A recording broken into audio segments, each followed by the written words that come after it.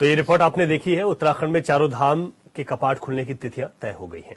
30 अप्रैल से चार धाम की यात्रा शुरू हो रही है। जैसे कि अक्षय तृतीया के दिन पर मां गंगा और मां यमुनोत्री के कपाट खुलते आए हैं, तो 30 तारीख को दोनों धामों के कपाट खुलने के साथ यात्रा की विधिवत शुरुआत हो जाएगी। आज महाशिवरात्रि के पावन पर्व पर केदारनाथ के धाम के कपाट खुलने की तारीख भी तय हो गई है। 2 मई को यहां पर केदारनाथ धाम के कपाट खुलेंगे। उसके बाद 4 मई को बद्रीनाथ धाम के कपाट खुलेंगे। ऐसे में चार धाम यात्रा की विधिवत शुरुआत हो जाएगी। वक्त अभी है, लेकिन उसके लिए तैयारियां अभी से करनी होंगी, क्योंकि जिस तरीके से यहाँ पर भारी संख्या में जो श्रद्धालु हैं, तीर्थयात्री पहुंचते हैं, तो उनको कोई दिक्कतें न हो। और सरकार दावा कर रही है इस बार कि पूरी तरीके से तैयारियां की गई हैं।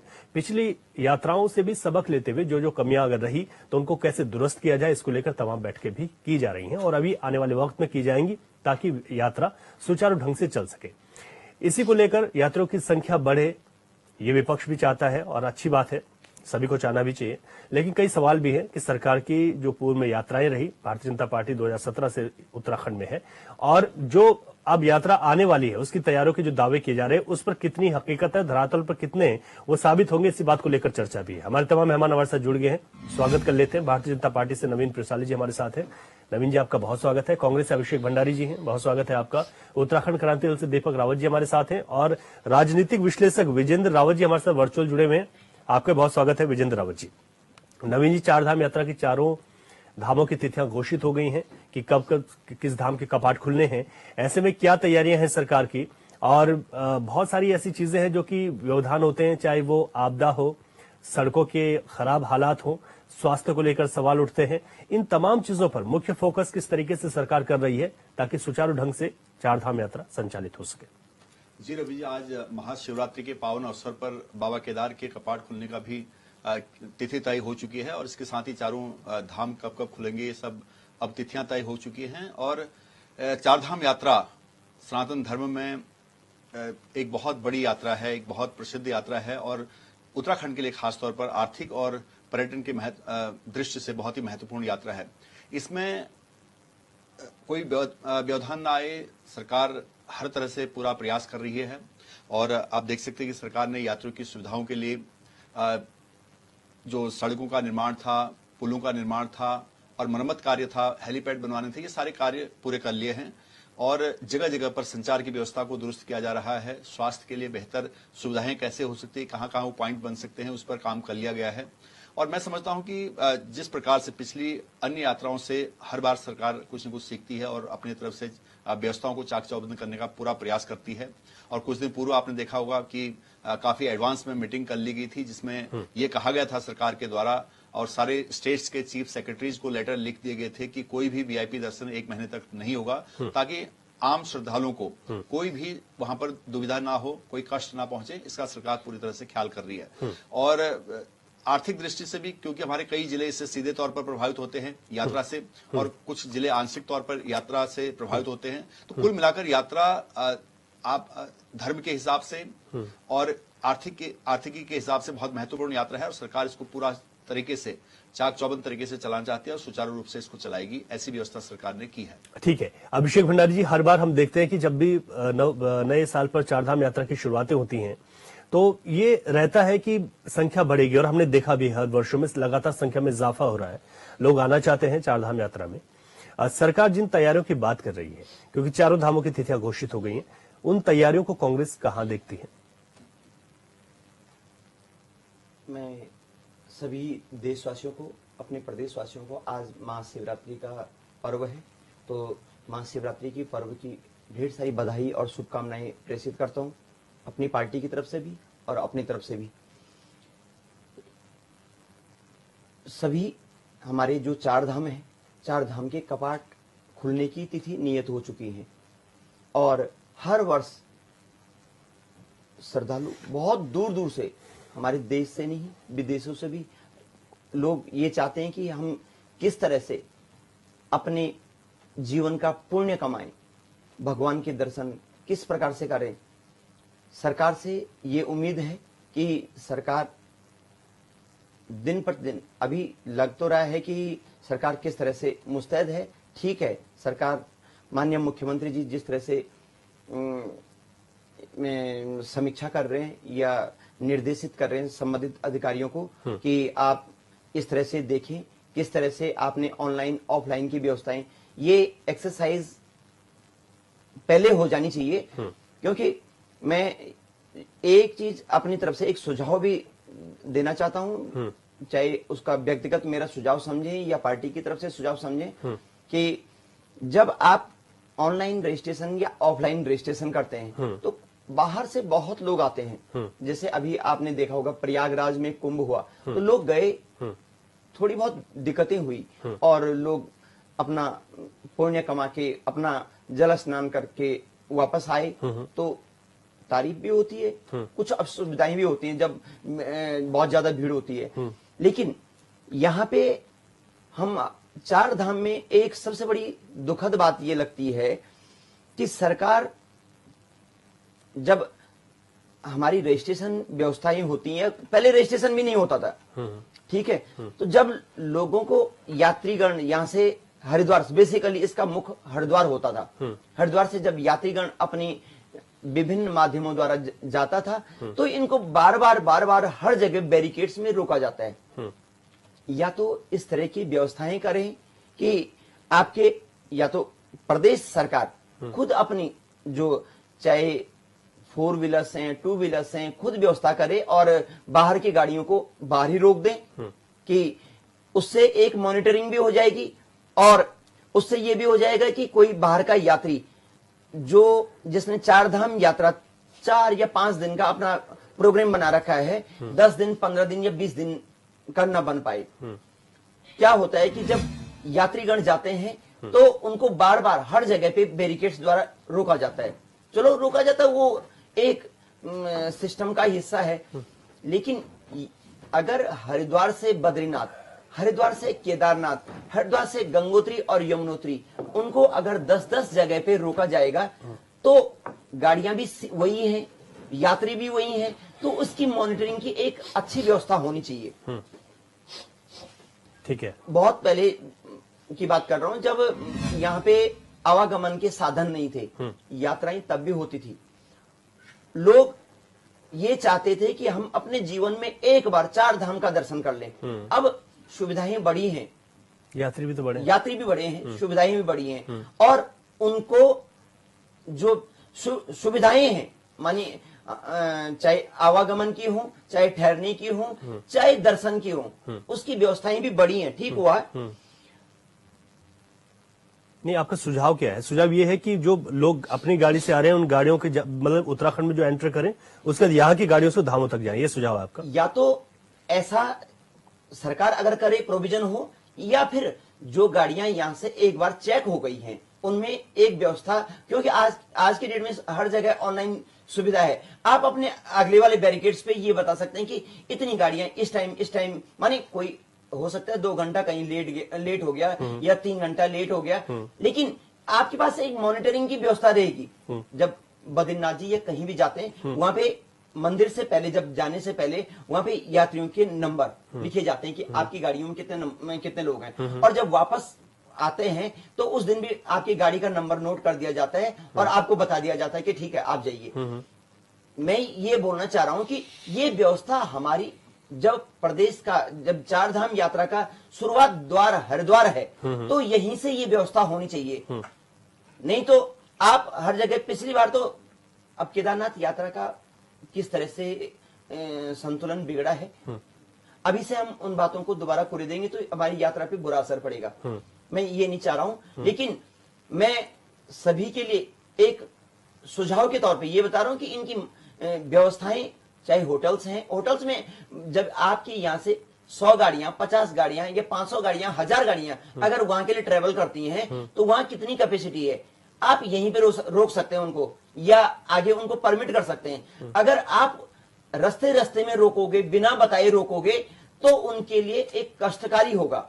ये मतलब जो गाड़ियां जा रही है उनको ये है कि यहाँ पर आपको रोक सकते हैं और इस हिसाब से आप आगे जाए, जितनी व्यवस्थाएं वहां पर होटल्स की हैं, ये कह रहे हैं। ठीक है, दीपक रावत जी, जो सरकार तैयारियों की बात कर रही है, इससे बहुत महत्वपूर्ण है एक तो 60 और 40 का रेशियो जो रखा गया है कि 60% हम ऑनलाइन लाएंगे। एक छोटी सी बात और अपने कंक्लूड करूंगा इसमें। नहीं, मैं दोबारा भी आऊंगा आपके पास, लेकिन कर दीजिए। नहीं, ये एक 4 धाम के साथ साथ मैं एक विंटर गेम्स की भी बात कर रहा था। विंटर गेम्स ओली में होते हैं, सन 1980 से लगभग स्टार्ट हुए हैं, और हर बार हमारा प्रदेश और यहाँ के जो अभी मैंने माननीय मुख्यमंत्री जी ने जो यहाँ पे पहल करी और नेशनल गेम उत्तराखंड में हुए, संपन्न हुए, तो सब जगह आपकी वाहवाही हुई। भाई अच्छा काम होगा तो आपकी तारीफ होगी। आपकी बात क्या, आप अपनी बात रखिए। मैं ये बोल रहा हूँ विंटर्स गेम्स पे भी आप नजर रखें। जिस तरह से जनवरी, फरवरी, मार्च, हमने तो मार्च तक भी देखे हैं कि यहाँ पे विंटर्स आप ये कह रहे हैं कि जो विंटर गेम्स नहीं हो पाए, जो ये कहा गया कि बर्फबारी नहीं हुई, तो अभी उम्मीद की जाए कि मार्च तक विंटर गेम्स कराएंगे। अभी मैं आपको बताऊं, वहाँ पे संबंधित अधिकारियों, चाहे मुख्यमंत्री जी ने वहाँ पे टूरिज्म सेक्रेटरी से भी बात करी, जिलाधिकारी से बात करी, लेकिन अधिकारी लोग इस तरह से कॉन्फिडेंस में लेके आगे, चाहे माननीय मुख्यमंत्री जी हो, चाहे किसी को भी कॉन्फिडेंस में ले लेते हैं कि ये संभव नहीं हो पाएगा। भाई आपने अगर सकारात्मक सोच रहेगी तो हर चीज अच्छी होगी। ठीक है, मेरा बोलने का मतलब ठीक है। दीपक राव जी, जो तैयारियों की बात कर रही है सरकार, 60 और 40, 60% ऑनलाइन लेंगे, 40% ऑफलाइन। ये इस वजह से है कि जो ऑफलाइन पिछली बार लोग आए थे, दिक्कत हुई थी, कई लोगों को वापस जाना पड़ा था, या बहुत लंबे दिनों तक इंतजार करना पड़ा था कि कब उनको आगे के लिए परमिशन मिलेगी। तो एक तो ये, और जिस तरीके से बहुत जल्दी ही ऑनलाइन पंजीकरण खोल दिया जाएगा 11 तारीख से, 11 मार्च से, और 10 दिन पहले ऑफलाइन खोल दिया जाएगा, ये बहुत महत्वपूर्ण चीजें हैं। और ये भी कहा जा रहा है कि वीआईपी 1 महीने तक जो है दर्शन ना करें, इसके लिए भी यहाँ पर तमाम जो सीएस हैं अन्य राज्यों को, उनको लिखा गया है पत्र। इन तमाम चीजों को आप कैसे देखते हैं, ये कितनी मैनेज हो पाएंगी, और अगर ये बात कर रही है सरकार तो कितना फायदा होगा इससे? रवि जी देखिए, आज शिवरात्रि के इस पावन पर्व पर अगर हमारे चारों धामों के खुलने की तिथि घोषित हो गई है, तो निश्चित रूप से इस प्रदेश के लिए और वो तमाम हमारे जो इस यात्रा रूट में जितने भी जो व्यापारी रहते हैं या इस चार धाम यात्रा से जुड़े हुए हैं, जिनकी आर्थिकी इनसे जुड़ी हुई है, जिनके पूरे साल भर का जो किस तरह से जीवन उन्होंने व्यापन करना है, ये सब टिका हुआ है। मतलब एक तरीके से रीढ़ की हड्डी जिसे हम कहते हैं, वो सब टिका हुआ है। तो निश्चित रूप से उनके लिए एक बहुत अच्छी खबर है, और वो अब आज से ही लग गए होंगे। अगर मैं आज से क्यों लगेंगे, क्योंकि इस जहां तक हम सुन रहे थे कि शीतकालीन यात्रा भी चल रही थी, ये तो रुकी नहीं। तो मेरे ख्याल से सिर्फ व्यवस्था जो ग्रीष्मकालीन यात्रा आ रही है उसके लिए की जा रही है, क्योंकि जो प्रचार किया गया सरकार द्वारा वो तो ये भी किया गया है कि शीतकालीन यात्रा भी चलती रही है इस बार। तो निश्चित रूप से ये एक अच्छी खबर है, और ये बहुत यहाँ के लोगों के लिए अच्छी है। लेकिन जो चिंता का विषय वो ये है रवि जी कि यही विषय एक साल पहले भी हम चर्चा में थे, आप ही के इस चैनल में हमने चर्चा करी थी, और उस चर्चा में जो बिंदु आपने रेखांकित किया हुआ है कि जहां पर रिजर्वेशन वाली बात आ रही है, जहां पर हम ऑनलाइन रिजर्वेशन करेंगे 60%, 40% ऑफलाइन, सबसे पहले दिक्कत जो तीर्थ पुरोहितों को, होटल व्यवसायियों को, यहाँ के जो लोकल जो इससे जुड़े हुए हैं, उन सबको सबसे बड़ी परेशानी इसी चीज में आई थी। और पिछली बार जब 2025 की यात्रा हुई थी, उसमें सबसे ज्यादा दिक्कत जो उत्पन्न हुई वो इसी वजह से। वीआईपी लोग दर्शन करें, वो तो यहाँ से जाएंगे, हेलीकॉप्टर से जाएंगे, करके आ जाएंगे। लेकिन जो बाय रोड जाने वाले थे, उनके द्वारा जो वहां अचानक से चले गए, जिनको रोका गया, रोकने के बाद उनके ठहरने की व्यवस्था नहीं थी, उनके रहने की व्यवस्था नहीं थी, और सबसे चिंताजनक था कि पानी पीने की व्यवस्था भी नहीं थी, क्योंकि जहां रोका जा रहा था। तो ये सारी दिक्कतें हमें पिछले 2025 की यात्रा में आई है, 24 की यात्रा में आई है। हमें ये लग रहा है, हम चाहते हैं कि अब 2 महीने हमारे पास रखे हुए हैं, जितनी जल्दी सरकार उन सारी कमियों को पूरी कर सके, क्योंकि हम कुछ ऐसा बोलेंगे आज की डेट में, जब यात्रा शुरू नहीं हुई है, सिर्फ अच्छे मुहूर्त में आज घोषणा हुई है। हम तो चाहते हैं, हम सरकार के साथ हैं, कोई भी, चाहे भारतीय जनता पार्टी हो, कांग्रेस हो। जब कांग्रेस का काल था, जब कांग्रेस शासन में थी तब, अब भारतीय जनता पार्टी शासन में बात है। उत्तराखंड क्रांति दल कभी भी इस बात का विरोध नहीं करेगा जो किसी भी रूप में यहाँ के लोगों के स्वरोजगार के प्रति, उनकी आर्थिकी के ऊपर यदि उनको और बढ़ाने का प्रयास कोई सरकार करती है, या उसको और ज्यादा सुविधा देने की सरकार प्रयास करती है, यात्रियों को सुविधा देने के प्रयास करती है, तीर्थ पुरोहितों के हकूकों की बात करती है, तो उत्तराखंड क्रांति दल कभी इसका विरोध नहीं करेगा, क्योंकि ये प्रदेश बना ही उनके लिए था। लेकिन ये सारी चीजें करनी सरकार को है, सरकार को देखना है कि वो किस रूप में करती है। यही मैं आपका ध्यान एक और चीज में अब पिछली बार जब ये यात्रा अव्यवस्थित हुई थी, तो स्वयं मुख्यमंत्री जी ने चारधाम यात्रा प्राधिकरण की बात करी थी। आज जब हम चारों तिथियां घोषित हो चुकी हैं चारों धामों की, क्या आप कहीं पर सरकार द्वारा 4 धाम यात्रा प्राधिकरण की कोई चर्चा सुन रहे हैं? यानी आप देखिए कि जबकि होना यह चाहिए था कि तीर्थ जो तिथियां घोषित होनी है, उस घोषित से पहले प्राधिकरण का अपनी 1-2 मीटिंग हो जानी चाहिए थी, और उसके बाद अब तिथियों के बाद उनको अपना ब्लूप्रिंट पेश कर देना चाहिए था तीर्थ प्रतियों के सामने कि हम किस तरीके से इस चीज यात्रा को संचालित करना लेकिन एक बैठक ऋषिकेश में हुई है ना, विनय शंकर पांडे जो कि गढ़वाल आए थे। देखिए, मैंने कहा ना अभी, और तमाम क्या वो अब जिला इस अस्तित्व में आ गया है? क्या वो सारी रूपरेखा सब सारे जो इसके हितकर हैं उन सभी के साथ विचार विमर्श किया पूरी गया है? तरीके से तो अस्तित्व में नहीं आया। हाँ, वही देखिए, वही मैं कह रहा हूँ ना, जितने भी हितकारी हैं इस यात्रा से जुड़े हुए, ठीक है, क्या वो उन्हीं नवीन के जी साथ बेहतर उन सबके बताएंगे। साथ विचार विमर्श किया गया है? क्योंकि पिछली बार सबसे बड़ा विरोध तीर्थ प्रवृत्तियों का था, व्यापारियों का था कि आप क्यों लोगों को रोक रहे हैं, क्योंकि उनके व्यवसाय पर असर पड़ रहा था। ठीक है। अब ये हम देखिए, अभी समय है, समय रहते हम सरकार से निवेदन करेंगे कि आप सभी लोगों को सम्मिलित करिए, जो हितकारी है इस यात्रा से, उनको बैठाइए, उनके साथ विचार विमर्श करिए और पूरी यात्रा सुचारू रूप से चले, इसकी व्यवस्था करिए। ठीक है। अच्छा नवीन जी, आपके पास आऊंगा, पहले विजेंद्र रावत जी के पास जा रहा हूं। विजेंद्र रावत जी, ये समझना बहुत बेहद जरूरी है कि सरकार जिन तैयारियों की बात कर रही है, क्या पिछली यात्राओं से इस बार की जो तैयारियां उसमें कुछ नया दिखाई दे रहा है जो अभी तक सरकार बात कर रही है कि ऐसा हम नया करने जा रहे हैं ताकि दिक्कतें ना हो? और दूसरी एक बात ये और आई है, जैसे संख्या को लेकर कई बार हमने देखा विरोध हो जाता है इस बात को लेकर कि आप क्यों रोक रहे हैं, लेकिन ये भी तो देखना है ना कि एकदम से हम जितनी कैपेसिटी उन धामों की है उसी तरीके से भेजेंगे तो सरकार की वो जिम्मेदारी भी बनती है। फिर भी हम इसे कैसे समझें विजेंद्र रावत जी? देखिए, हर साल मीटिंग होती है और हर साल तैयारियां होती हैं और हर साल जान बनता है, 30 साल भी लगेगा जी, क्योंकि सरकार की अपनी पैरिंग कैपेसिटी होती है। अगर जहाँ के जगह कहाँ जाएंगे तो क्या करेंगे आप? कहाँ जाएंगे? कहाँ पर रहेंगे? ग्राम लगेंगे। अब केदारनाथ जाओगे, पहले रास्ता है, आप कैसे मेंटेन करें? कौन सी आपके पास है? मैं ना संसार है इसमें एक हमारी हम सिर्फ 4 धाम पे पूरा फोकस करते हैं, 4 धाम, और हमें जो चीज है वो भी क्या करते हैं, वो भी 4 धाम करते हैं, 10 दिन में 4 धाम घुमा के लाएंगे, उसके बाद वापस लेते। हमारे सरकार की एक वैज्ञानिक सोच होनी चाहिए, जितने हर जगह जो डेस्टिनेशन हमारे 30 डेस्टिनेशन इतने हमारे मंदिर, उनको भी ऐसा इनकम का एक ऐसा है कि यात्री रूप के साथ। मैं पिछले साल जो है तो वहाँ 5 गाड़ियां है गुजरात से।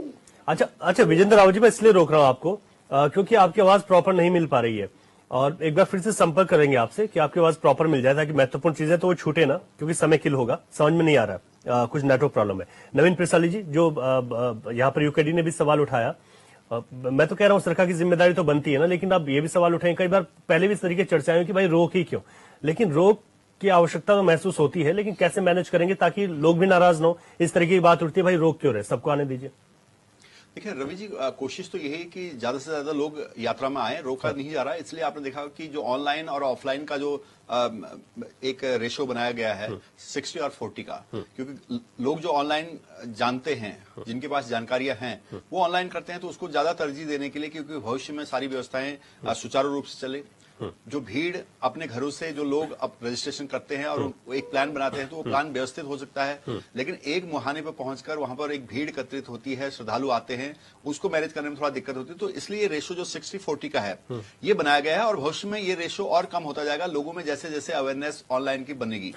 दूसरा ये है कि जैसे मुझे लग रहा है कि रावत जी के ऑडियो डिस्टॉर्शन की वजह से हम उनको सुन नहीं पाए, लेकिन उनका भी कहना यही था कि ऊपर एक सीमित मात्रा में पार्किंग हो या व्यवस्थाएं हैं, उन व्यवस्थाओं के अनुरूप ही यात्रा को चलाया जा सकता है। तो सरकार इसी के बीच में संतुलन बनाने के लिए, जिसको मैनेजमेंट कहते हैं, मैनेज कर रही है, और सरकार पूरी तरह से मैनेज कर रही है कि यात्रा कैसे चलेगी, कहां पर उनको किस किस पॉइंट पर कैसे कैसे आगे किया जा सकता है, कहां पर भीड़ बढ़ने की स्थिति में कहां रोका जा सकता है, क्योंकि कई बार अप्रत्याशित तौर पर श्रद्धालु आते हैं और एक ज्यादा हो जाता है, तो अनियंत्रित ना हो उसका भी पूरा ख्याल रखा जा रहा है। और मतलब हर तरफ से सरकार उसको एनालाइज करके काम कर रही है, और मुख्यमंत्री जी ने आपने देखा ही है कि कितना बहुत एडवांस में मीटिंग करके सारे कामों का जायजा लिया। और मैंने अभी जैसे बताया था आपको कि वहां पर जो भी निर्माण कार्य पूरे होने थे वो कर लिए गए हैं, नई व्यवस्थाएं बनाई गई हैं, और पूरी तरह से आप देख सकते हैं जो परियोजना में जो पूरी यात्रा मार्ग को कहीं पर चौड़ा करना था, ये यात्रा सुरक्षित बन सके और अच्छी व्यवस्थित बन सके, इसलिए सरकार पूरी तरह से कोशिश कर रही है। ठीक है, नवीन जी, अभी, आता हूं अभी यूकेटी के भाई साहब, मैं बस एक अपना बिल्कुल। खत्म करता हूँ। जी, जी। राव जी बात कर रहे थे कि प्राधिकरण बोर्ड की बात कर रहे थे। देखो, सरकार ने यात्रा, चारधाम यात्रा को सुचारू रूप से चलाने के लिए एक नया आइडिया दिया है जो प्राधिकरण के रूप में है, ताकि व्यवस्थाएं चलती रहे।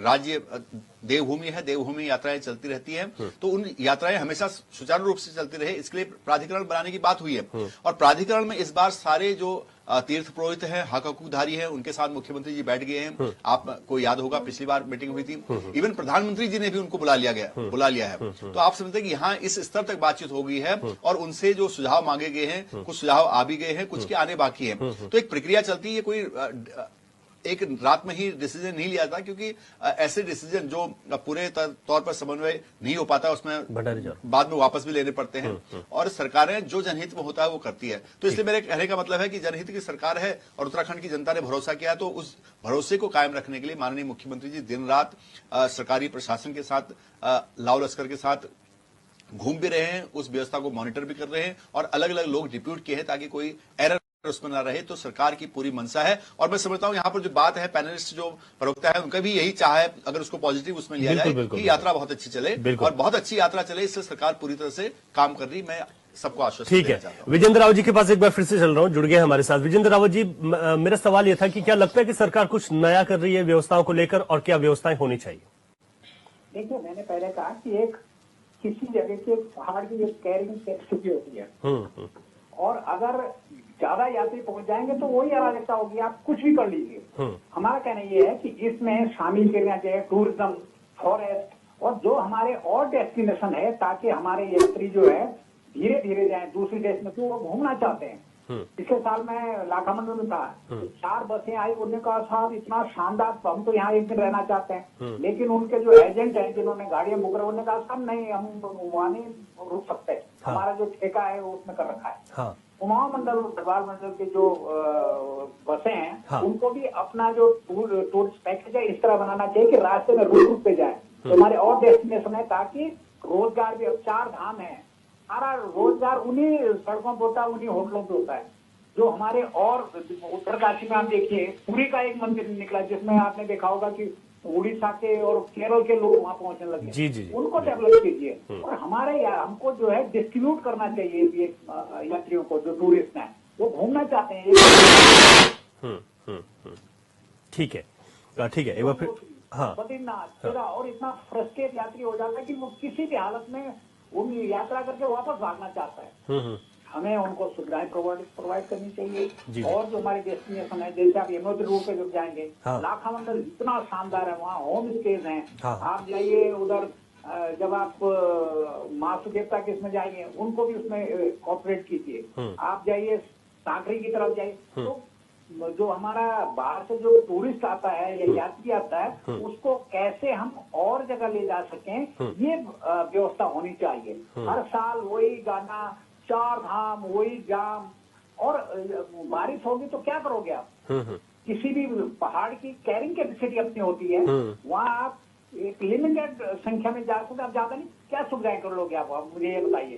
अगर आप 10,000 का 20,000 पहुंच जाएंगे, क्या है, आप सड़कों को अचानक ऑटोमेटिक कर देंगे, आप होटलों को कर देंगे। सिर्फ ये है कि हमारे पास और जगह हैं, बहुत ही शानदार जगह हैं। आप जब यात्री उन जगहों को देखते हो, कहते हैं साहब ये तो हमें लगता है कि गवर्नमेंट को इस ओर काम करना चाहिए। और फॉरेस्ट के कितने बढ़िया बढ़िया जगह हैं जहाँ टूरिज्म के हिसाब से भी है, जहाँ रिलीजियस हिसाब से भी है, उन जगहों को हमको डेवलप करना चाहिए। हम सिर्फ पूरा फोकस 4 धाम, रजिस्ट्रेशन हो गया, रजिस्ट्रेशन रोको, वापस आ गया, और जगह डेवलप करो यार। कहाँ वैज्ञानिक सोच करो हिमालय के तरफ, ताकि गांव में देखिए 4 धाम में होता है, जो गांव में मकान खाली होते हैं उसके 1 किलोमीटर ऊपर, वहाँ पे लोग दूध सेक रहे होते हैं। तो हमें लगता है कि पहाड़ में लोग उस समय गर्मियों में पहाड़ घूमना चाहते हैं, वहाँ से गांव में आना चाहते हैं। तो इसको सदैव कीजिए, हम होटल में रहना चाहते हैं तो गाँव में रहना चाहते हैं। तो इसके लिए हमारा टूरिज्म डिपार्टमेंट क्या करता है, हाथ पे हाथ धर के बैठा रहता है। हमारा फॉरेस्ट डिपार्टमेंट क्या करता है, उधर हाथ पे हाथ धर बैठा रहता है। जबकि कितने डेस्टिनेशन है, उनको हमको डेवलप ऑलरेडी डेवलप है।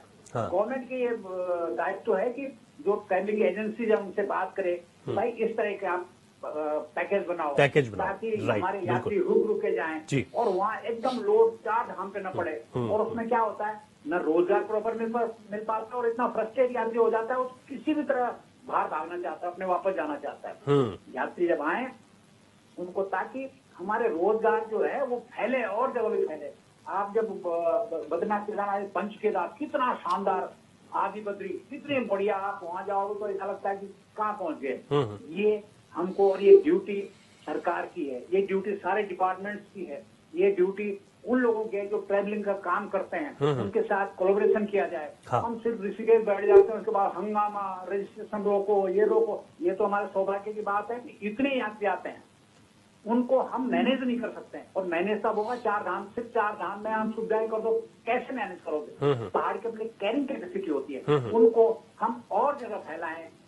13 डिस्ट्रिक्ट 13 डेस्टिनेशन जो है उनको उनकी तरफ हम ले जाएं, ताकि धीरे धीरे यात्री जाए, हमारा टूरिस्ट जाए। और बड़ी संख्या में टूरिस्ट जो है वो आराम से देखना चाहते हैं और जगह भी देखना चाहते हैं, सिर्फ इसलिए नहीं कि धक्के खा के यमुनोत्री गंगोत्री यार फिर वापस भाग जाए। ठीक है, मुझे लगता है अच्छा सुझाव ये सर, काम सरकारों को करना चाहिए। अच्छा सुझाव है। नवीन जी आपके पास आ रहा हूँ फिर से। एक मतलब एक टूरिस्ट ऐसा मैप की जो उन लोगों के साथ एक समन्वय बनाकर के अगर आप बद्रीनाथ जी जा रहे हैं तो उस दौरान आप इस तरीके से यहाँ पर रुक के, ऐसे रुक के, इस तरीके से आ सकते हैं। टूरिस्ट गाइड मैप एक होना चाहिए जिससे हम तमाम और जगहों पर भी उन्हें कर सकते हैं। और एक ही जगह पर जो कैरिंग कैपेसिटी की जो बात हो रही है, एक ही जगह पर बहुत ज्यादा भीड़ ना हो कि सिर्फ एक ही जगह जाना है और वहां रुक रुक कर भी लोग जा सकते हैं, आनंद ले सकते हैं। लोग चाहते भी हैं, कई लोग, ज्यादातर लोग चाहते हैं कि वैसे घूमे, लेकिन उन तक सरकार कैसे इस काम को कर सकती है, ये महत्वपूर्ण है।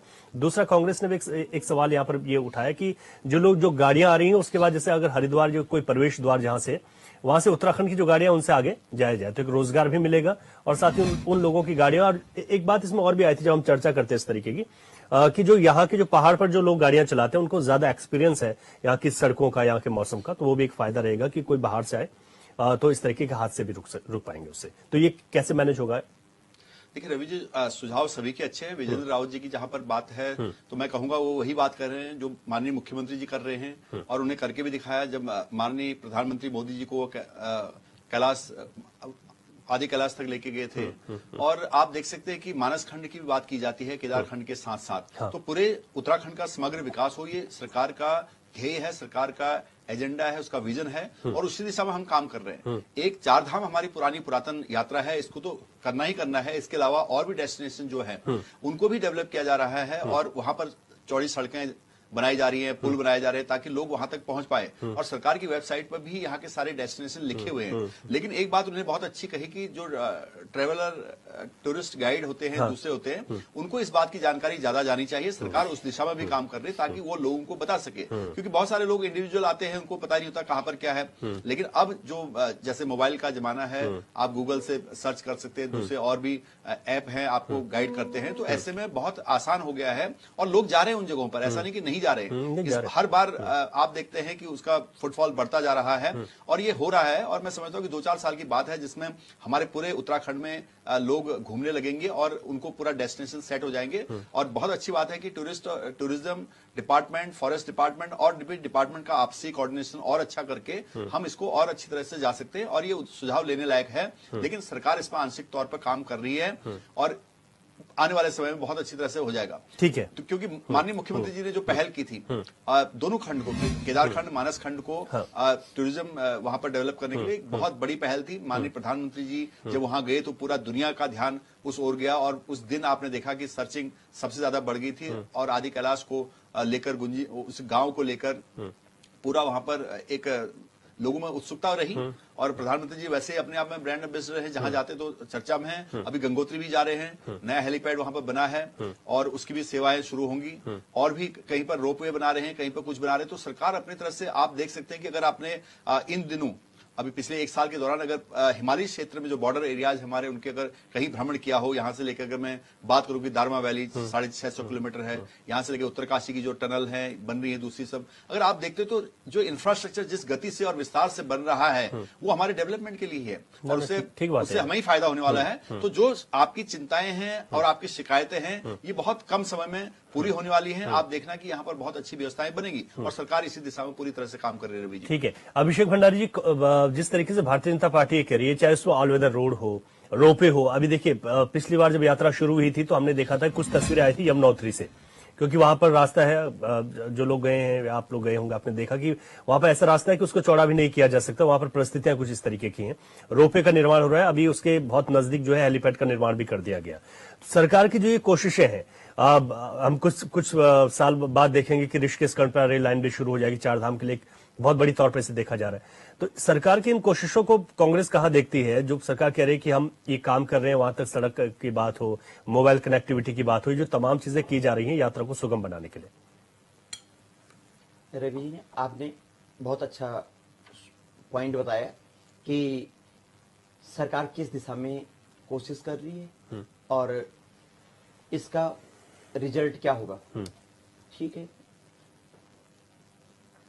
जैसे ही चारधाम यात्रा लगभग मार्च, अप्रैल, मई ये स्टार्ट हो जाता है।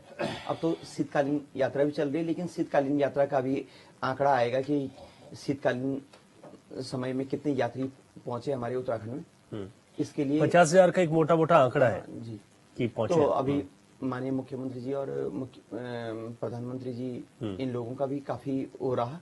और जब हरीश रावत जी चीफ मिनिस्टर थे तो उन्होंने उस समय से शीतकालीन यात्रा का एक विजन प्रस्तुत किया था। तो तभी से जहां जहां पे ये चार धाम की गद्दियां आती हैं, तो उस समय वहां पे जिस जगह पे जैसे केदारनाथ, बद्रीनाथ, गंगोत्री, यमुनोत्री, इन जगह क्या कहते हैं, मौसम के कारण या अधिक बर्फबारी या जो भी बोले, उस वजह से वहां नहीं जा पाते हैं। इस वजह से आप शीतकालीन जहाँ पे इनकी गद्दियां हैं वहां तक पहुंच पाते हैं। लोग बड़ी श्रद्धा भक्ति से जाते हैं। लेकिन अभी जैसे प्राधिकरण की बात हो रही थी, प्राधिकरण ऐसा, ये सरकार की अपनी वो है कि अपना विजन है, प्राधिकरण बनाए या कोई और डिपार्टमेंट बनाए, लेकिन अभी डिपार्टमेंट तो सफिशिएंट है। डिपार्टमेंट पर्यटन है, इसमें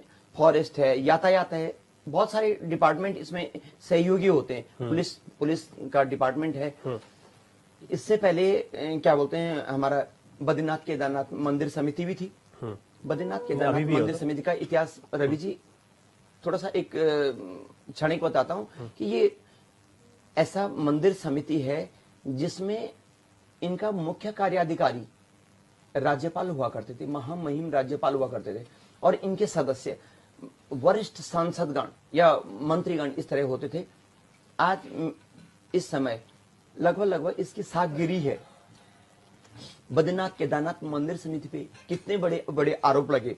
230 करोड़ सोना, पहले बताया जाता है कि सोना दान हुआ और उसके बाद सोना गायब हो गया, चांदी बन गया। चलो उसमें कोई क्या बोल सकता है। मैं आप एक उस राग को अलाप रहे हैं जिसका कोई सर ना पैर।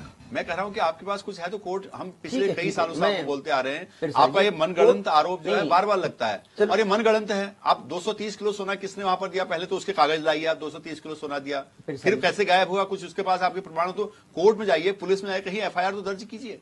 जी आप क्यों नहीं आ रहे कोर्ट में? नहीं, आप, मैं बता रहा हूं उसका कारण क्या है कि सोना कितना चढ़ा है, सोना किस रूम में वहां पर चढ़ा है, उसके सारे प्रमाण आपको दिए गए हैं, सभी को, पब्लिक को दिए गए हैं, पूरे डोमेन पर उसमें है कि किसने कितना सोना चढ़ाया, कैसे वो सोना चढ़ता है। आपको पता भी सोना कैसे चढ़ाया जाता है मंदिरों में, कैसे होता है स्वर्ण मंदिर? नहीं, आप मुझे थोड़ा टेक्निकली ये बताइए कि अगर आपकी जानकारी है किसी मंदिर को स्वर्ण विषय आया बीच में तभी तो बोलेंगे। किस विषय में? तुम झूठ बोल रहे हो, आप हम क्यों बोल रहे हैं? देखिए, आप बचने के लिए बीच में आप, मैं बताऊं कि स्वर्ण मंदिर कैसे किया जाता है। एप्लीकेशन दी गई थी पुलिस थाने में, जांच रिपोर्ट गई है, तो मैं बता रहा हूँ कहाँ गए। धर्मस्व मंत्री सतपाल महाराज जी के अधीन है, जो कोर्ट में जाइए ना, कोर्ट जाइए, सरकार से अलग है, जो सरकार अलग है। आप बिल्कुल नहीं, सोने को लेकर देखिए सर, मनगढ़ंत आरोप लगा के फायदा नहीं है, मनगढ़ंत आरोप लगा के फायदा। मुझे ये बताइए कि स्वर्ण मंदिर, रावत जी आपसे यूपीडी के प्रवक्ता से पूछ रहा हूँ, स्वर्ण मंदिर कैसे किया जाता मंदिर? स्वर्ण मंदिर कैसे किया? छोड़िए इस बात को, आप टेक्निकल बात पे कीजिए ना, आप टेक्निकल बात पे आइए, प्रमाण पर आइए, टेक्निकल बात मैं बता रहा हूँ। मैं बता रहा हूँ, आप सुनो, सोने वाले पर करके नहीं होगा। सुनते हैं। मैं ये पहले भी बोल रहा हूं कि आपके देखिए। पास सबूत है तो आप कोर्ट जा सकते हैं। दूसरा रवि जी, बताइए मुझे। जा सकते हैं ना, कानूनी रूप से रवि जी, मैं आपके माध्यम से नहीं, इस पर भारतीय जनता पार्टी ने क्या कहा कि अगर आपके पास नहीं तो कोई कोर्ट गया, कांग्रेस कोर्ट गई, कोर्ट कौन जाएगा? आप जाओगे? सरकार जाओ। कटघरे में है। अरे सरकार की काली पलड़ी कटघरे में है। आपकी वजह से है ना, आपके कहने से थोड़ा होता है। आप- अगर आप इसे आरोप लगाने की कोशिश करोगे, आपने कहा जांच लगाओगे, नहीं है। मुझे ये बताइए, आपने कहा कोई 230 किलो नहीं सोने है। के प्रमाण दिखाओ मैंने मुझे स्पष्ट करा ना। मुझे ये बताओ कि मैंने केदारनाथ- स्पष्ट करा ना। रवि जी, मैं पूछना चाहता हूँ मैंने स्पष्ट करा ना आपको। इन दोनों प्रवक्ताओं से पूछा, 230 किलो सोने का प्रमाण दो। दो प्रमाण, क्या हो गया दो आपको? प्रमाण, अच्छा एक मिनट, देखिए इस सोने की बहस सर बहुत पुरानी है। एक मिनट जो कहिएगा बोल कर होगा। अरे नहीं हो सकता आप ऐसे। एक करके हम हमेशा विरोध करेंगे। अच्छा एक मिनट मैं कह रहा हूँ आज चर्चा पे लौट जाते हैं, चर्चा पे लौट जाते हैं। बताओ मुझे, अरे मुझे बताओ 230 किसने दिया 230 किलो सोना? दिखाओ कागज मुझे। एक मिनट अच्छा चर्चा नहीं वो ठीक है ना। ये सोने की बात अभिषेक भंडारी जी बीच में लाए ना। अब ठीक है नवीन प्रसाद जी सरकार की हाँ ठीक है सफलता से आप ईर्ष्या कर रहे हैं। नवीन प्रसाद जी। 230 किलो अच्छा मैं कह रहा हूँ मैं इस डिबेट में आगे नहीं बोलूंगा। मुझे पहले वो चाहिए कि आपको पता किसने है? 230 इसकी किलो जानकारी सोना है दान किया। आपके पास? मेरे पास है, मैं इसलिए बोल रहा हूँ। आपके दिखाओ। पास जानकारी है तो दीजिए ना, मुझे पता है। बताइए। हमने दे दी है। बिल्कुल करिए। अरे हमने दे दिया। आप बिल्कुल बताओ। करिए वो जानकारी। मैं बताऊँ। जो रिपोर्ट मैं बता आपको रहा हूँ, मिली 23 किलो है, सोना दान किया हुआ है। समिति एक-एक की, करके। 23 किलो सोना, प्रस्तुत करिए। 23 किलो सोना 230 कैसे बोल रहे अरे हैं? आप दिखाओ मुझे स्वयं कागज। प्रस्तुत- आप अरे स्वयं दिखाओ। कह रहे हैं मेरे पास है। हमने हमारी साइट आप स्वयं कह रहे हैं अरे मेरे पास बताओ, पड़ी मैं हुई बता है। रहा हूँ, मैं अरे बताओ आप लेके आइए ना यार। आप बताओ ना यार। आप यहाँ पर क्या दिखाइए। क्या बोल रहे हो? अच्छा एक मिनट अच्छा ठीक है अच्छा मैं कह रहा हूँ आज के मुद्दे पर आ नवीन जी ठीक है। अच्छा सोने की आज हम ये बात कर रहे हैं। एक मिनट 230 किलो सोना वहाँ पर। नवीन जी एक मिनट इस बहस पर आज तक इसी बहस पर आज ये डिबेट होगी। नहीं मानेगा ना। विपक्ष अपनी बात को उठाए रहे हैं। पहले भी इस बारे बहुत चर्चा हुई पहले लेकिन ये है देखिए सुनिए नहीं एक चीज नहीं सार्वजनिक नहीं करते। एक बात बताइए नवीन जी मैं सवाल कर रहा हूँ ना। अभिषेक भंडारी जी एक बात बताइए आप किसी भी डिबेट में जो है इस तरीके की बातें उड़ जाती हैं। आपके बड़े नेताओं ने तो इस पर बोलना बंद हो गया लेकिन अचानक से फिर ये बात सामने निकल कर आ जाती है। आज जो हम बात कर रहे हैं आज 4 धाम यात्रा की तैयारियों पर निकल कर रहे हैं। आज कांग्रेस इस विषय को लेकर आई ना। कांग्रेस इस विषय को लेकर आई ना। अभिषेक भंडारी जी इस विषय को लेकर आए। लूट मचाई। एक मिनट मेरा सवाल ये था मैंने एक सवाल किया था इसलिए चोर को चोर ही नजर आता है। ऐसे में चोर को चोर ही नजर आता है। चर्चा में क्या ना ये समय खराब हो जाएगा। अभिषेक भंडारी मैं इस पॉइंट को आज के लिए आज ये डिबेट हमेशा ये आज ये विपक्ष के लिए नहीं होता है। सोना किसने दान दिया मुझे कागज दिखाइए। रवि मुझे जी, पत्र दिखाइए। पहले एक मैं दाव के साथ कह रहा हूँ। दिखाइए 230 किलो। नवीन जी मैंने अभिषेक भंडारी नवीन जी एक सेकंड रवि जी मुझे दो चीजें चाहिए। प्रमाण होता हुआ अभी तक दे देना। आपने 6 बार बोल दिया उन्हें। एक अपनी बात खत्म करूंगा। मैं अब केवल 2 प्रश्नों पर आ गया हूँ। मैं केवल 2 प्रश्नों पर ये बात खत्म करिए फिर अपनी चर्चा में आगे बढ़े जल्दी। एक एक करके बोलते हैं। एक मिनट एक एक करके बोलते हैं। एक एक करके मैं बोल रहा हूँ। राहुल जी रुक कहाँ से एक एक करके आप एक एक करके मैं 2 सवाल मेरे हैं। धर्म एक तो 230 किलो। अरे कोर्ट क्यों जाते तुम? अब नवीन कोर्ट क्यों जाते हो? बड़े हैं। क्या करो झक क्यों मार रहे हो यहाँ पर? जांच क्यों झक मार रहे हो? पहली बात तो ये है इस काम कर चर्चा रहे हो। में झूठ नहीं बताइए। अच्छा नहीं ठीक है जो कह रहे हो सर कांग्रेस का चरित्र एक मिनट रवि जी मेरे 2 सवाल हैं। एक 2 सवाल पूछने पड़ेंगे आपको। एक बार सुन लीजिए एक करके बोल दीजिए। एक बार नवीन जी एक बार सुन लीजिए। एक बार सुन तो लीजिए भाई। अभिषेक जी दीपक जी अरे एक बार सुन तो लीजिए। ऐसा नहीं होगा ना मेरे सर ऐसा नहीं है। आज इस डिबेट को खत्म करेंगे। मुझे अरे सर ऐसा नहीं होगा। एक मिनट नहीं एक मिनट नवीन जी आराम से एक मिनट अरे सर सर ये गलत बात है। ये गलत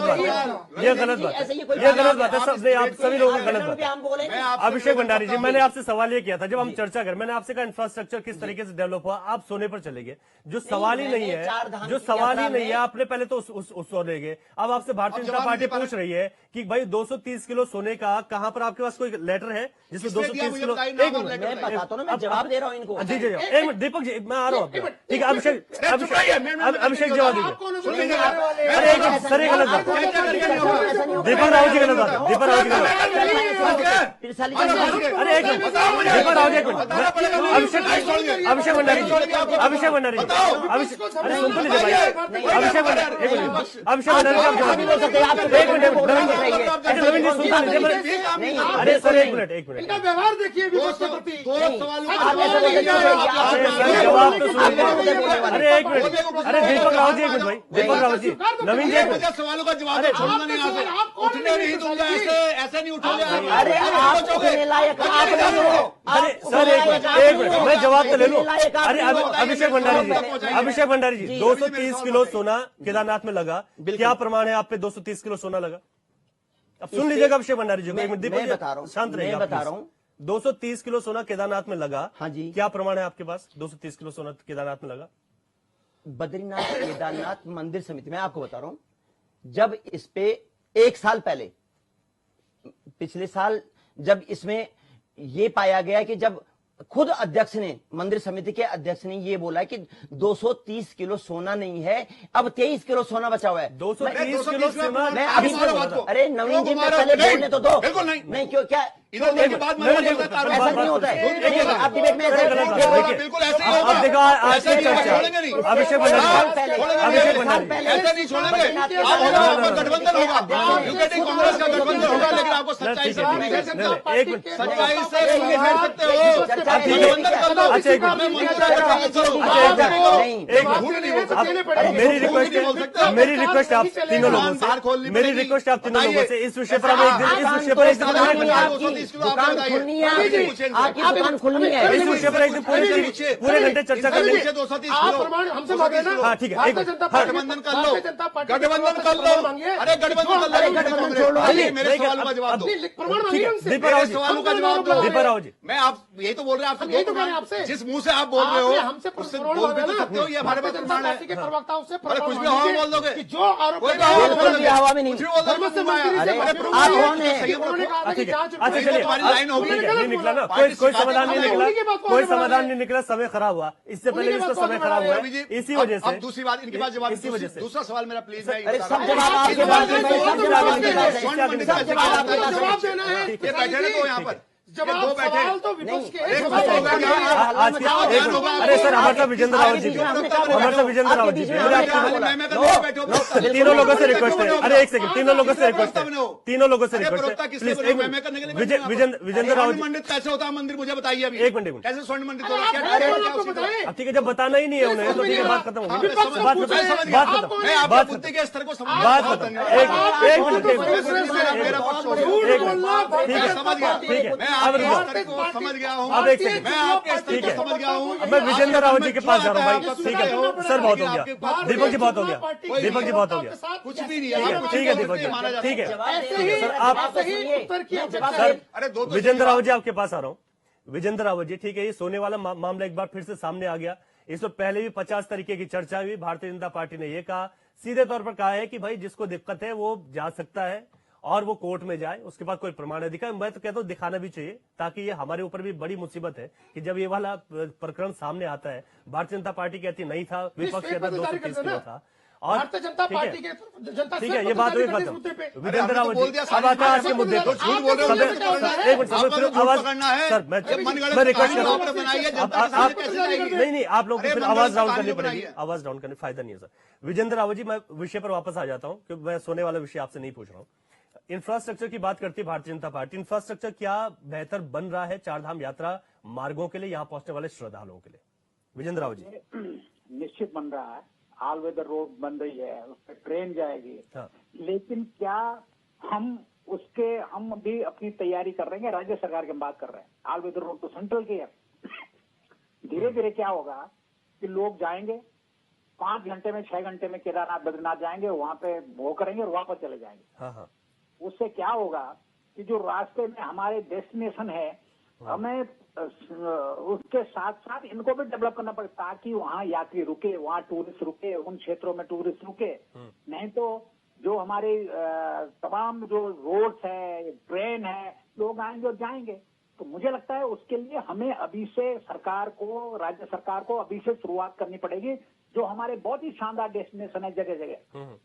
अब देखिए गढ़वाल में विकास निगम है, वो टूरिज्म का काम कब से कर रहा है, लेकिन उसके पास कोई वो नहीं है, उसको भी अपने जैसे यमुनोत्री है उसके लिए एक वैकल्पिक सर्किट बनाना चाहिए था, है ना, जैसे लाखा मंडल है उधर, ताकि और उन सर्किटों में लोगों को जो घूमना चाहते हैं उन्हें धीरे धीरे अपने यमुनोत्री पहुंचे।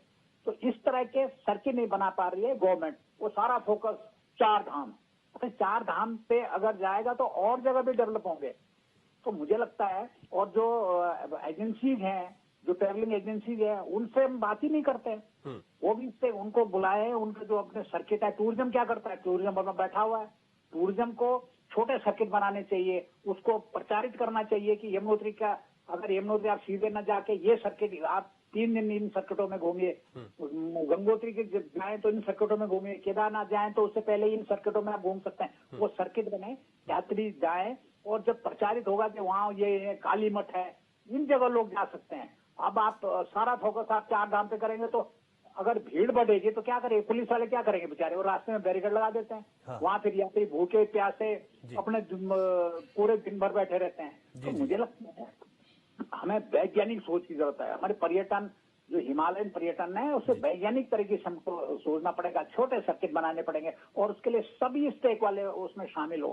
फॉरेस्ट क्या करता है, सबसे बड़ा एरिया तो 70% हमारा फॉरेस्ट है, और सारे डेस्टिनेशन फॉरेस्ट के अंदर है। फॉरेस्ट क्या करता है, फॉरेस्ट को भी इसमें इन्वॉल्व करना चाहिए कि बताइए आप अपने डेस्टिनेशन, अगर तुम्हारे जो शानदार है वहाँ तुम्हारे गेस्ट हाउसेज हैं उनको ठीक कीजिए, वहाँ यात्री जाएंगे, वहाँ टूरिस्ट जाएगा। तो मुझे लगता है कि हमें वैज्ञानिक तरीके से, सिर्फ ट्रेडिशनल 4 धाम तो चले गए हैं, वहाँ तो लोग आते ही हैं। नहीं, बिल्कुल आपका सुझाव बहुत अच्छा है सर। और इस सुझाव के साथ साथ बल्कि सरकार को यहाँ के जैसे आप जैसे जो लोग हैं, जो समझते हैं, उस क्षेत्र के लोग हैं, क्योंकि कई दफा हमने देखा मुख्यमंत्री जी जो पंडित पुरोहित हैं उनके साथ बातचीत करते हैं, लेकिन वहाँ के जो स्थानीय लोग हैं वो कैसे उस एरिया को डेवलप करना चाहते हैं, उनके साथ सुझाव भी सरकार को लेने चाहिए, खासतौर पर पर्यटन विभाग को, क्योंकि हमने कुछ नया नहीं देखा कि पर्यटन विभाग कुछ नया कर रहा हो। बातें तो होती है लेकिन उतना अभी असर दिखाई नहीं दे रहा है।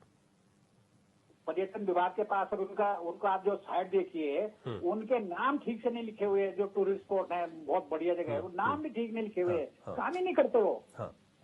उनकी भी जिम्मेदारी होनी चाहिए। मैं आपको बताऊं, पिछले साल हमने एक गांव में रात को भीड़ रही, हमने एक गांव में ले गए टूरिस्टों को, 5-6 गाड़ियां, और वहाँ रात भर डांस हुआ हो गया साहब। वो दूसरे दिन भी टूरिस्ट वहीं रुक गया, गांव वालों ने खाना खिलाया, अपने घर में सुलाया, और पैसे दिए उन्होंने। बिल्कुल नहीं, ठीक बात है, इस पर काम करना चाहिए। तीनों पॉलिटिकल पार्टी से एक लाइन में सर आज की चर्चा है, फाइनल कमेंट नवीन जी। बिल्कुल, राजनीतिक विश्लेषक के तौर पर विजेंद्र रावत जी ने बहुत अच्छे सुझाव दिए हैं। हमारी सरकार, मैंने कहा कि चाहे होम स्टे हो, उसकी बात उन्होंने कहीं न कहीं कही है, और भी डेस्टिनेशन को डेवलप करने के लिए पूरा काम कर रही है, पूरा उसका रोड मैप बना रही है, और उस पर काम कर रही है सरकार। तो इंफ्रास्ट्रक्चर भी साथ साथ डेवलप हो रहा है, जैसे जैसे डेवलप होता जाएगा वो जगह है, वो क्षेत्र भी डेवलप होते जाएंगे, और टूरिस्ट का फुटफॉल वहां भी बढ़ेगा। ठीक है, अभिषेक भंडारी जी। जिस प्रकार से 4 धाम यात्रा प्रारंभ होने वाली है, और अभी प्रयाग कुंभ लगभग समापन हो रहा है, ये माना जा रहा है करीबन 64-65 करोड़ श्रद्धालुगण वहां पे पहुंचे हैं। तो यहाँ पे भी लगभग 1 करोड़ के आसपास, मैक्सिमम ये माना जाए कि 1 करोड़ के आसपास, अगर बहुत ज्यादा हो गया तो वहां पे जब प्रयागराज में व्यवस्थाएं अच्छे ढंग से हो सकती हैं, तो यहाँ पे जो श्रद्धालु और भक्तजन या पर्यटक यात्री आता है वो परेशान ना हो, उसके लिए व्यवस्थाएं बनाएं। और हमारी सरकार ने तो इस तरह से योजना भी बनाई थी कि जैसे आपने सुना होगा, मेरे बुजुर्ग मेरे तीर्थ, हरीश रावत जी जब चीफ मिनिस्टर थे तो 65 साल से या उससे ऊपर के लोगों को 4 धाम यात्रा करवाई गई फ्री में। तो उससे भाई बुजुर्ग लोग जो असहाय हैं या जो जा नहीं पाते हैं, अगर फ्री में यात्रा का आनंद उठा सकते हैं, तो इस तरह की योजनाएं सरकार चलाए। ठीक है, और इसके अलावा दीपक राव जी, ठीक है। देखिए रवि जी, अभी आज ही तिथियां घोषित हुई हैं, पूरे 2 महीने बचे हुए हैं सरकार के पास। सभी हिताधिकारियों के साथ अगर मिलकर चर्चा की जाए तो यात्रियों की अच्छी सुविधा का प्रयास सरकार द्वारा किया जा सकता है, और एक अच्छा प्रयास करना भी चाहिए। लेकिन जो राइडर लगा हुआ है 60-40 का, मैं अभी भी कह रहा हूँ आपके माध्यम से कि इसको फिर से जरा ध्यान रखा जाए, क्योंकि सबसे पहले बाधा इसी ने उत्पन्न करी थी। और अगर ये इस पे अगर सही ढंग से कार्य हो जाता है तो निश्चित रूप से यात्रियों के लिए भी और इस प्रदेश